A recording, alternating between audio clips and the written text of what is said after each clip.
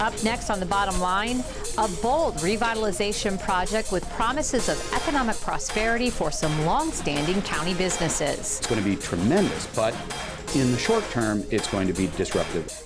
The county unveils its largest clean energy initiative. It takes really committed local leaders, and it takes a community that actually supports us in all of this. And making responsible choices concerning sensible drinking this summer. County police want you to take it personally. So I'm the officer that goes out and sees the carnage that drunk driving causes on our highways.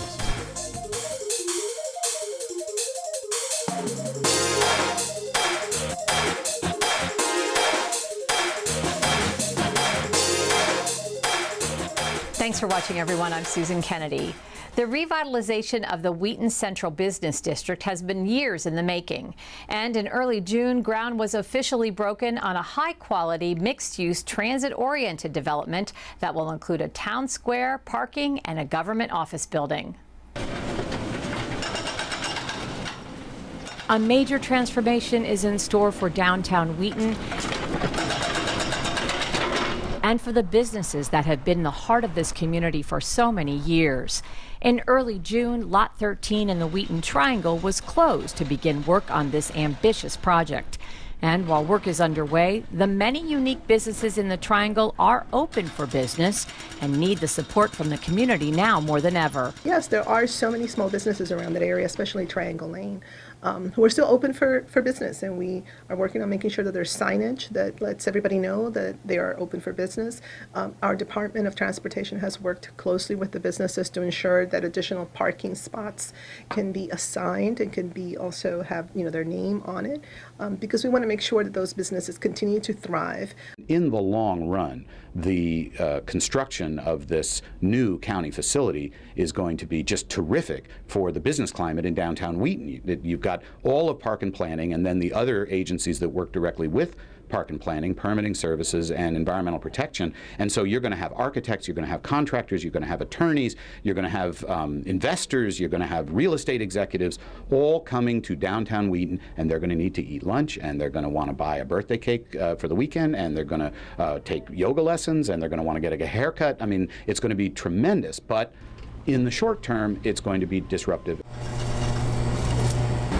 We've been the bone of Montgomery County because we make Montgomery County great, the little mom and pop store. Filippo Leo has been a part of the Wheaton Triangle for 27 years.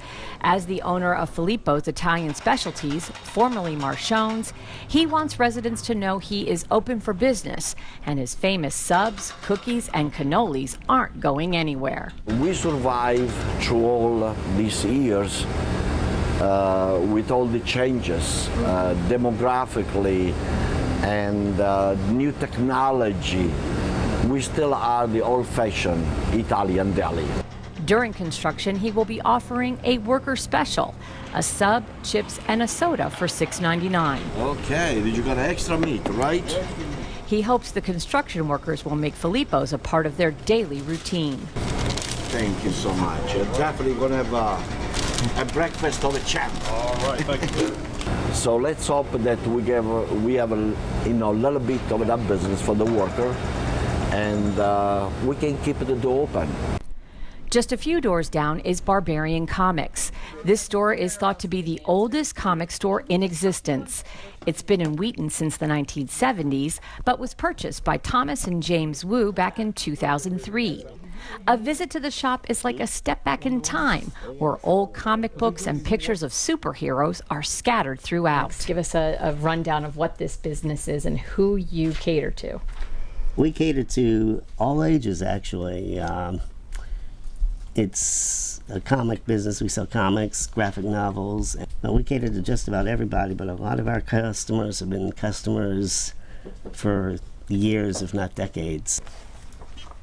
Rose says there are many young immigrants who come to the store and purchase comic books to teach them how to read English. The store has new comic books available every Wednesday. That's when we caught up with this regular customer who was not deterred by any challenges that might be presented during construction. There's parking that's right in front of the street, and I have parking right in front, so I'll stay with him until He meets his maker. I'll be here.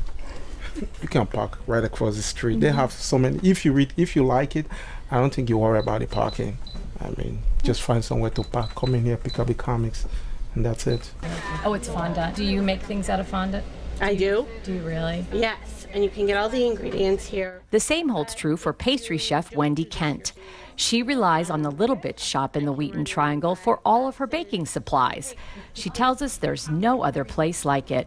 There's nowhere else that I can go and find all of these things in one place. I will still come here and use the business. I'm glad that this little one-way street is still open. I was concerned when I was coming around the corner that it would be hard to get down here, so I'm glad it's here. The owners of Little Bits are concerned about the impact construction will have on their business, but they plan on keeping the same hours in the shop. And if you take a look at their website, you'll find a range of classes, from candy making, cakes and cookies, to bread and baking.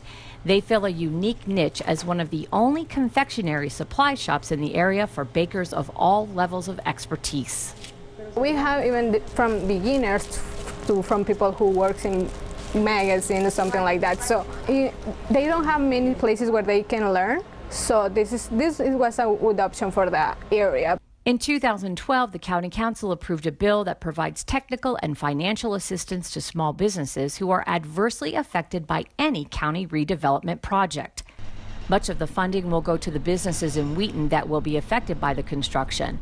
Also, I sponsored a bill to create a small business assistance program, and the idea is that for businesses that qualify, they go through a screening process, but they can have access to technical assistance and also access to funds in order to weather ride the wave of this particular revitalization project. Jenny Silva is the owner of One Stop Insurance, which is located on the Triangle. She has applied for the Small Business Assistance Program and told us she's pleased with the support she's received from the county.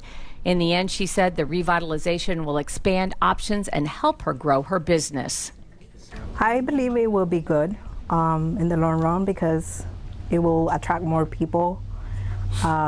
It's construction for a couple of years, but we'll survive. And it's going to bring more business at the end. We don't want to buy a yacht. I want to stay open to serve the Wheaton community. For more information about the project or parking in Wheaton, visit wheatonproject.com. And for questions about the Small Business Assistance Program, you can email peter.mcginty@montgomerycountymd.gov. Renewable energy is becoming a bigger piece of the energy pie here in Montgomery County, and recently Montgomery County officials celebrated another major step in energy independence with the completion of the largest solar project at a county facility. 3, 2, 1, up! The switch is officially on at the massive solar installation at the Montgomery County Correctional Facility. A facility that was dedicated to innovation and new ways of helping people change their lives and investing in people. And we've tried to continue to mirror that in all we do. The county is accelerating its goal of becoming a clean energy economy with the installation of more than 2,600 solar panels at the correctional facility. The project will produce 3.5 million kilowatt hours of electricity each year, enough to provide more than 60% of the electricity used by the facility. Council President Roger Berliner and Councilmember Mark Elrich attended the celebration. Both say despite the national view on clean energy, the county is committed to its clean energy efforts. It creates good jobs, it saves taxpayer dollars, and it reduces greenhouse gas emissions. That's a trifecta that we should seek in every opportunity. And we are, and I'm so proud to be part of a county that is this committed to all good things from clean energy. We have our own way in Montgomery County, and we've been able to demonstrate, and this isn't the only issue, that we can take leadership and we can make a difference at the local level. It takes really committed local leaders, and it takes a community that actually supports us in all of this. According to the county's Department of Environmental Protection, by the year 2018, solar projects on county property are expected to provide enough energy to power more than 2,000 homes.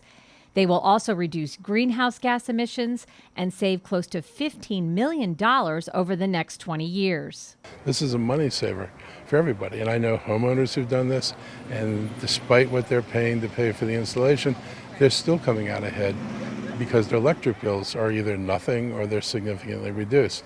And so I think it's like physically prudent to move in this direction. It's certainly environmentally prudent to move in this direction.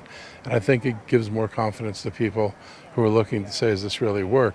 If we can start demonstrating scale and economic effectiveness, it helps homeowners, I think, say, yeah, I can do this. We're looking forward to the next generation of taking this facility off the grid and how we can sustain it. And quite frankly, this opens up immeasurable ideas of other things we can do to not only enhance public safety in Montgomery County, but give back to our community. This project is just one of many solar installs on county properties. Smaller grids that are self-contained and driven by clean, renewable energy. Roger Berliner says independence from the power grid driven by clean, renewable energy is the way of the future. And our county buys 100% of its power from renewable sources. As a result of that, our county is carbon neutral under the Rockville Accord. Okay? We are a carbon neutral county. Very few communities can say that. To find out more about the other solar energy systems in the works in the county, visit the county's website and search solar. Montgomery County Police and the Department of Liquor Control have unveiled a new campaign to combat drunk driving and overconsumption of alcohol. The I Take It Personally campaign also targets establishments serving alcohol to remind them to avoid overserving their customers. The message is clear. County leaders want you to take driving while intoxicated personally. Personal accountability is doing your part. And at the kickoff of this summer campaign, officials stress they want community members and retail establishments to do what they can to prevent drunk driving. Summer season is traditionally high alcohol consumption and high, unfortunately, driving. As a director of traffic, I'm also in charge of the fatal crash team. So I'm the officer that goes out and sees the carnage that drunk driving causes on our highways. And I'll tell you, it is a violent crime that we're here to prevent. But you don't have to get drunk to have a great time. And if you do drink too much, there are options for people that don't put you on the road and behind the wheel. So whatever you do, make sure you make the right choices. How much you drink, and if you do drink more than you should, make sure you choose a safe way to get home. This summer, millions of people from this region will travel by car to their destination.